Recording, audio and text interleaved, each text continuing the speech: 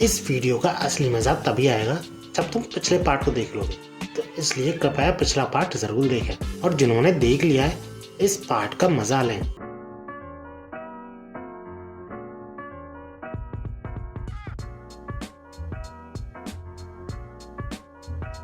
तो यार, जहां तांजीरो और नेजुको के ऊपर मौत तांडव कर रही होती है, वहीं दूसरी तरफ हम देखते हैं मिस टशीरा को, जो कि विलेजर्स की मदद करने में यानी डीमंस से बचाने में हेल्प कर रहा होता है। और इसी दौरान उसका सामना होता है अपर मून 5 से, जो कि क्रिएशन के नाम पर मिस टशीरा को बहुत सारे सोर्स में दिखाता है, जो कि एक दूसरे में क्रश्ड रहते हैं पूरी तरह से।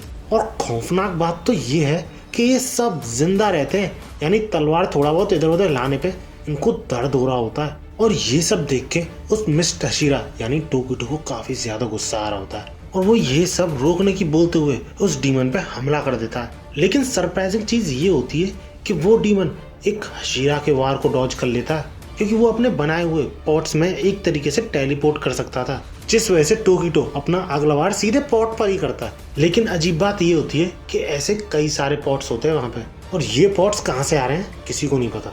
लेकिन इस पॉइंट ऑफ टाइम पे वो डीमन काफी ज्यादा गुस्सा हो चुका होता है, क्योंकि टोकिटो एक तो उसकी बात नहीं सुन रहा, ऊपर से वो पॉट्स उस डीमन के लिए काफी ज्यादा इंपॉर्टेंट थे और उनमें से एक को टोकिटो ने तोड़ दिया है, जिसके जवाब में वो डीमन टोकिटो पे हमला करता है। बड़ा अजीब ही हमला होता है, फिश के थ्रू करता है, जो कि निडल्स फेंक रही होती हैं, जिससे वो मिस टशीरा खुद तो बच जाता है, लेकिन दो विलेजर्स जो उसके साथ थे उनको बचाने के चक्कर में वो डैमेज ले लेता है। इसके बाद वो उन दोनों से वहां से निकलकर चुभने को बोलता है, बट वो डीमन टोकिटो को ये रियलाइज कराता है कि उसने कितनी बड़ी गलती कर दी है, क्योंकि जो निडल्स उसने अपने शरीर पर ली है वो कोई आम निडल्स नहीं है, उनमें पॉइजन भी है, जो कि धीरे धीरे करके उसके शरीर को पैरालाइज करने वाला है। ये बात सुनकर उस हशीरा को थोड़ा शौक तो लगता है, लेकिन फिर भी वो हार नहीं मानता और उस डीमन पर फिर से हमला करने की कोशिश करता है और उसकी गर्दन को थोड़ा काट भी देता है। लेकिन सरप्राइजिंग तो ये था कि वो डीमन जरा सा भी नहीं डर रहा होता है, क्योंकि उसके पास उसकी ब्लड डीमन आर्ट थी, जो कि था वाटर प्रेजेंट पॉट। अब क्योंकि ये पूरा पॉट पानी से बना हुआ था, तो इस पॉट के थ्रू वो डीमन हशीरा का सबसे बड़ा वेपन छीन लेता है, जो कि था ब्रीदिंग। और अगर तुम सोच रहे हो कि उस पॉट को काट के बाहर भी तो निकला जा सकता है, तो नहीं, ऐसा भी करना पॉसिबल नहीं था। यानी उस डीमन को सिर्फ अब इंतजार करना था टोकिटो के सफोकेशन से मरने का। इसके बाद हमें दिखाई जाती है लव हशीरा, जो कि वैसे तो उस विलेज से जा चुकी थी, लेकिन वापस आ रही होती है क्योंकि डीमंस ने उस पर अटैक कर दिया था, जो कि विलेज में पहुंचते ही अपना जलवा दिखाना शुरू कर देती है।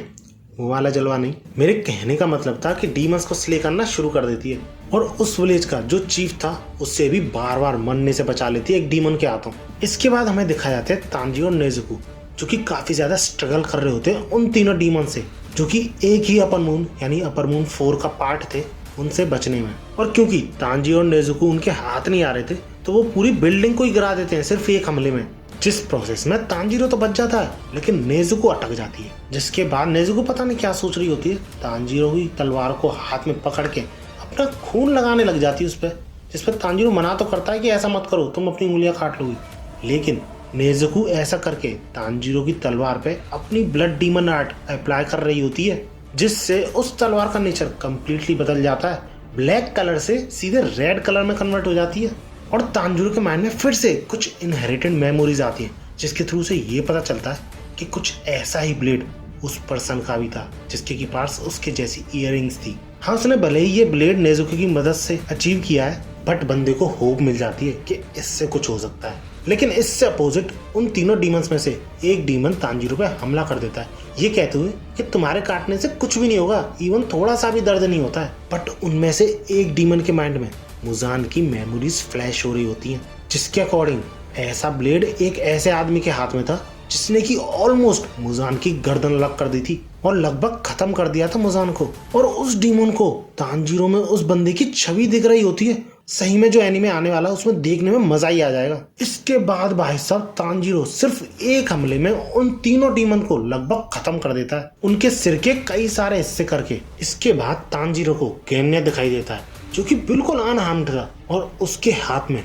चौथे डीमन की मुंडी लटकी हुई थी, जिसे देख के वो काफी ज्यादा खुश हो जाता है, क्योंकि उन दोनों ने मिलकर चारों डीमन पे एक साथ हमला किया है। और जब गेन्या मुड़कर देखता है तो तांजीरो शॉक हो जाता है गेन्या का ऐसा रूप देखकर।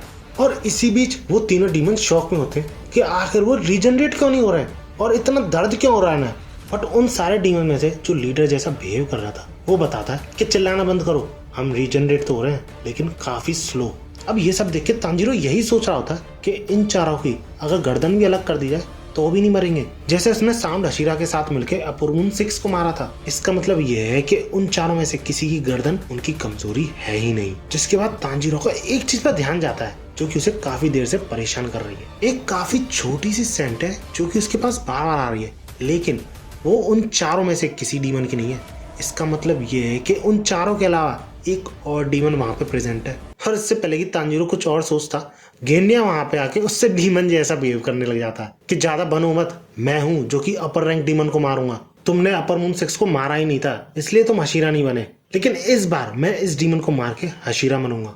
जिसपे तांजीरो बिल्कुल भी अपोज नहीं करता और ये बोलता है ठीक है, मैं और नेज़ुको तुम्हें सपोर्ट करेंगे। लेकिन इतने में जो एंगर डीमन था वो पूरी तरह रीजनरेट हो जाता है और उनपे हमला कर देता है। इसके बाद थोड़ा सा कंसंट्रेट करने पे तांजीरो को उस डीमन की 5th बॉडी कहाँ पर है उस जगह की डायरेक्शन मिल जाती है। इसके तुरंत बाद वो गेन्या को उस डायरेक्शन में जाने को बोलता है और उस डीमन को दौड़कर मारने की बोलता है जो कि है नॉर्थ ईस्ट। और नेज़ुको तांजीरो बाकी सारे डीमंस को संभालने में लग जाते हैं, लेकिन एंगर डीमन जो था वो काफी ज्यादा सरप्राइज हो जाता है तांजीरो की डेवलपमेंट देख के। और हो भी क्यों ना, क्योंकि तांजीरो का जो डीमन स्लेयर मार्क था वो फिर से विजिबल हो चुका था। इसलिए वो एक एक करके सारे डीमंस के हिस्से करने लग जाता है और नेज़ुको भी अपनी ब्लड डीमन आर्ट के थ्रू उनमें से एक डीमन की हालत खराब कर रही होती है। जिसके बाद तांजीरो को रोकने के लिए फिर से वो विंड डीमन वही हमला करता है। वो डैमेज तो लेता ही है, लेकिन वो इस डीमन के हाथ के 2 हिस्से भी कर देता है और साथ ही साथ तांजीरो का ध्यान उस 5th डीमन पर भी है, इसलिए वो केन्या को डायरेक्शन भी बता रहा होता है। बट यार केन्या बड़ी परेशानी में, क्योंकि वो खूब ढूंढ रहा है, सही डायरेक्शन में भी ढूंढ रहा है, लेकिन वो डीमन उसे दिख ही नहीं रहा होता। लेकिन तभी बंदे का ध्यान जमीन पर जाता है और वो ये देख के शॉक हो जाता है कि 5th डीमन जो है यानी 5th बॉडी जो है उस डीमन की वो इतनी सी है, एक चूहे के बराबर। लेकिन इससे भी ज्यादा शॉकिंग बात ये थी कि वो उस चूहे के बराबर डीमन की गर्दन भी अलग नहीं कर पाता। लिटरली उसकी तलवार टूट जाती है और इससे पहले कि वो और कुछ कर पाता, एंगर डीमन ठीक उसके पीछे होता है और उस पर हमला करने वाला था। स्पेसिफिकली बोलूं उसकी नेक पर हमला करने वाला था, जहां पर वार करने पर वो आसानी से हील नहीं हो सकता। बट एंड मूवमेंट में वहां पर तांजीरो पहुंच के उस डीमन का हाथ काट देता है और तांजीरो गेन्या से फिर से कोशिश करने की बोलता है उस डीमन का गला काटने की। लेकिन इतने में उनमें से एक डीमन तांजीरो पे पीछे से सरप्राइज अटैक करता है, जिसे गेन्या अपने ऊपर ले लेता है और तांजीरो को बचा लेता है। और वो ये एक्सेप्ट करता है कि वो उस डीमन का गला नहीं काट सकता, तो इसलिए वो तांजीरो को ऐसा करने की बोलता है। जिसके बाद वो उस छोटे डीमन के पीछे भागता है एंड ऑलमोस्ट उसका गला काट ही देता है। लेकिन तभी in that exact movement Tanjiro अपने पीछे किसी की प्रेजेंस महसूस करता है, जो कि उन चारों डीमन में से किसी की भी नहीं थी। पर यार तांजीरो को उस डीमन को खत्म तो करना ही था, तो इसलिए वो उसका गला काटने की कोशिश में लगा रहता है। लेकिन कोशिश करने के बावजूद जब उसका गला नहीं कटता तो तांजीरो को यह एहसास होता है कि उसकी तलवार थोड़ा सा ही डैमेज दे पा रही है उसके गले को, जिसका वन ऑफ द रीजन है कि नेज़ुको का ब्लड उसकी तलवार पे से उड़ चुका है। अब भैया उस डीमन का गला तो कटा नहीं और ऊपर से जो तांजीरो पे पीछे से हमला होने वाला है उसका भी खतरा मंडरा रहा होता है। लेकिन समहाउ नेज़ुको वहां पे पहुंच जाती है और उस रैंडम अटैक से तांजीरो को बचा लेती है। जिसके बाद जब तांजीरो जिस डायरेक्शन से हमला आया था उस डायरेक्शन में देखता है तो वहां पे एक और डीमन मौजूद था, जिसे देख के सच में तांजीरो की उस वक्त फटी जाती है।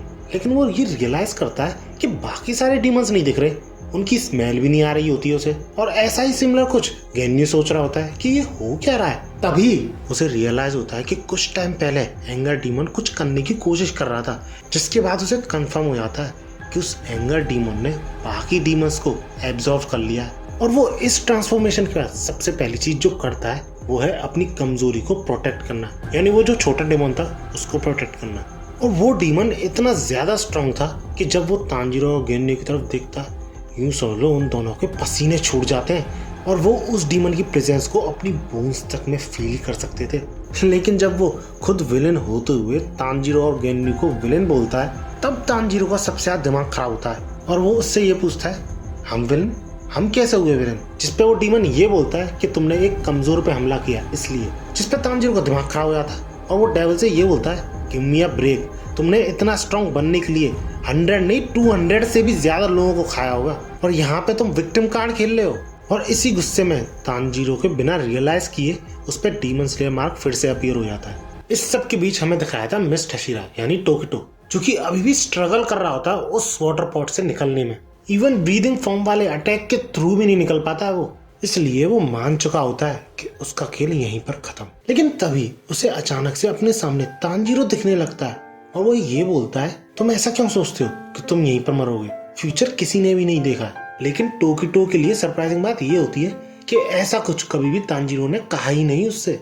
और इस सब के बीच अगर तुम सोच रहे हो कि वो डीमन का है, बाकी बचे सोर्ड्समैन को डरा डरा के मारने की कोशिश कर रहा होता है। इसके बाद हम देखते हैं टोकिटो को, जो कि पूरी तरह अपनी हिम्मत हार चुका होता है। जिसके बाद अचानक से वो उस बच्चे को देखता है जिसको कि उसने सेव किया था डीमन के हमले से। वो उस पॉट को तोड़ने की कोशिश तो करता है, लेकिन जब भैया हशीरा नहीं तोड़ पाया तो वो कैसे तोड़ लेगा। लेकिन प्रॉब्लम वाली बात जब आती है जब एक छोटा सा डीमन उसी बच्चे पे हमला कर देता है और उसके वाइटल स्पॉट पे मार देता है, जिससे उसकी जान का खतरा भी बढ़ जाता है। अब इस पॉइंट ऑफ टाइम पे वो हशीरा ही बोलता है कि तुम मुझे छोड़ के भाग जाओ, अपनी जान तो बचा लो कम से कम। बट वो बंदा फिर भी हार नहीं मानता और कुछ ना सूझने पर अपने माउथ के थ्रू उस पॉट में एयर ट्रांसफर करता है और उसी एयर का यूज वो हशीरा करता है उस पॉट के चंगुल से छूटने के लिए। और इस तरह तांजीरो की कई बार सच हो ही जाती है कि अगर तुम किसी की मदद करते हो तो तुम्हारे साथ भी कभी ना कभी कुछ अच्छा ही होता है। और इस हशीरा के केस में तो उसी बच्चे ने उसे बचाया है जिसको कि उसने पहले बचाया था। और इसी इंटेंस मोमेंट में टोकिटो को अपना पास्ट याद आता है और साथ ही साथ उसका डीमन स्लेयर मार्क भी अपीयर हो जाता है पहली बार। इसके बाद टोकिटो बिना कोई टाइम वेस्ट किए उस डीमन के पास जाता है और उस पर सरप्राइज अटैक करने की कोशिश करता है पीछे से। लेकिन इस अटैक को भी वो डीमन डॉज कर लेता है और वो ये रियलाइज करता है कि इस बार इस हशीरा के साथ कुछ अलग है, जो कि था उसके फेस पर मार्क। बट वो डीमन कंफ्यूज तब हो जाता है कि मुजान के अकॉर्डिंग सिर्फ तांजीरो पर ये मार्क होना चाहिए था, तो फिर इस बंदे पर सिमिलर मार्क्स कैसे? और इससे भी इम्पोर्टेंट बात, पॉइजन की वजह से उसे पैरालाइज हो जाना चाहिए था, लेकिन ये पहले से भी ज्यादा फास्ट कैसे मूव कर रहा है? इतने में टोकिटो उस डीमन पे हमला कर देता है, लेकिन वो डीमन पता नहीं किसी तरीके की आवाज का यूज करता है जिसमें से ऑक्टोपस के हाथ निकल आते हैं, जिसे टोकिटो काटने की कोशिश तो करता है लेकिन काट ही नहीं पाता क्योंकि वो तलवार डैमेज्ड थी ना, इसलिए। लेकिन इसके बिल्कुल अपोजिट वो डीमन ये बोलता है कि ऑक्टोपस के हाथ काफी ज्यादा रेजिलिएंट होते हैं, इतनी आसानी से कट नहीं कर पाओगे तुम इसे। और इसी के दौरान टोकिटो को अपनी नई तलवार मिल जाती है और उस डीमन को झटका तब लगता है जब टोकिटो सिर्फ एक बार में उस ऑक्टोपस के सारे हाथों को काट के रख देता है। जिसके बाद टोकिटो अपनी नई तलवार के लिए कनामोरी को, जिसने की उसकी स्वॉर्ड बनाई थी, उसको थैंक्स बोलता है। इतने में वो डीमन फिर से वही ऑक्टोपस वाला हमला करता है, बट इस बार टोकिटो बिना कोई हार्डशिप के उन सारे आर्म्स को काटते हुए उस डीमन का भी गला ऑलमोस्ट काट ही देता है। बट फिर से वो वास के थ्रू बच जाता है, जिस पे वो डीमन यही सोच रहा होता है कि तुम कितने भी ज्यादा फास्ट हो जाओ, जब तक मेरे पास ये वासेस हैं तो मेरा कुछ भी नहीं बिगाड़ सकते। लेकिन वो मिस्ट हशीरा यानी टोकिटो ये बोलता है, एक बार फिर से सोच के देखो। इतने में हम उस डीमन के गले से ब्लड निकलता हुआ देखते हैं, जिसके दौरान टोकिटो ये बोलता है, अगली बार तुम्हारा गला कटेगा। जिसके जवाब में वो डीमन भी ये बोलता है कि तुम मुझे ज्यादा ही हल्के में ले रहे हो। और इसी कन्वर्सेशन के बीच जब वो एक दूसरे को प्रोवोक कर रहे होते हैं तो टोकिटो उस डीमन से एक बात बोलता है कि तुम्हारा वास मैंने नोटिस किया कि वो एक साइड लीन हो रहा है, जिस वजह से उसकी सिमेट्री बिगड़ रही है। कितनी बुरी वर्कमैनशिप है। जिससे वो डीमन काफी ज्यादा गुस्सा हो जाता है, इतना ज्यादा कि लिटरली उसकी नसों से खून बाहर निकल रहा होता है, उबल रहा होता है खून, समझ लो उसका। एज अ रिजल्ट वो अपनी ब्लड डीमन आर्ट का यूज करता है, जिसमें वो 1000 स्लाइम फिश को उस हशीरा पे छोड़ देता है। लेकिन उस डीमन की तशरीफ तब फट जाती है, सॉरी उस डीमन की तो तशरीफ ही नहीं है, मतलब उस डीमन की आंखें ये देखकर फट जाती हैं। फिर से सॉरी, उस डीमन की तो आंखें नहीं है, मतलब यार वो डीमन कंप्लीटली शॉक में चला जाता है ये देख के कि वो हशीरा सिर्फ अपनी 2 मिस्ट ब्रीदिंग फॉर्म से उन सारी फिशेस को काट के डिफ्लेक्ट कर देता है और बिना कोई मौका दिए उस डीमन का भी गला धड़ से अलग करने वाला होता है और कर भी देता है। लेकिन सही टाइम पे वो डीमन अपनी स्किन शेड कर लेता है और उस हशीरा को अपनी ट्रू फॉर्म दिखाता है। लेकिन क्योंकि टोकिटो उस डीमन की ट्रू फॉर्म पे कुछ खास रिएक्शन नहीं देता, तो वो डीमन गुस्से में टोकिटो पे अचानक से हमला कर देता है। बट यार टोकिटो इस पॉइंट ऑफ टाइम तक काफी ज्यादा चेंज हो चुका होता है, वो आसानी से उस हमले को डॉज कर देता है बिना कोई एफर्ट के। और इसी के साथ उन दोनों की बैटल शुरू हो जाती है, जिसके दौरान वो डीमन टोकिटो को छू तक नहीं पाता है और लिटरली टोकिटो उस डीमन के साथ खेल रहा होता है। बट जब सीरियस होने की बारी आती है तो आसानी से उस डीमन की मुंडी धड़ से अलग कर देता है और उसका वहीं पर खात्मा कर देता है। बट एट द एंड टोकिटो भी इस फाइट के बाद कोलैप्स कर जाता है, ऑल बिकॉज ऑफ पॉइजन। और इसके बाद हमें बड़ी ही तगड़ी चीज देखने को मिलती है। वो जो बच्चा था जिसने की टोकी टोकी जान बचाई थी और जिसके वाइटल्स पे उस डीमन ने हमला भी किया था, वो आराम से चल फिर रहा होता है, क्योंकि जहाँ पर उस डीमन ने वार किया था वहां पर तांजीरो को दिया गया एक एम्बलम सा था कटाना पे लगने वाला, और ये किसी और का नहीं रेन गोकू का होता है। सही बता रहा हूँ, डीमन स्लेयर में चीनों को जैसे कनेक्ट किया था वैसे शायद ही किसी मांगा में करा जाता होगा। इस सब के बाद हमें दिखाया जाता है तांजीरो जो कि काफी ज्यादा स्ट्रगल कर रहा होता है उस नए डीमन से लड़ने में, क्योंकि एक तो वो उन सारे डीमंस की एबिलिटी यूज कर सकता था और ऊपर से उन सबके कंबाइन होने की वजह से उन सारी एबिलिटीज की स्ट्रेंथ भी बढ़ चुकी थी।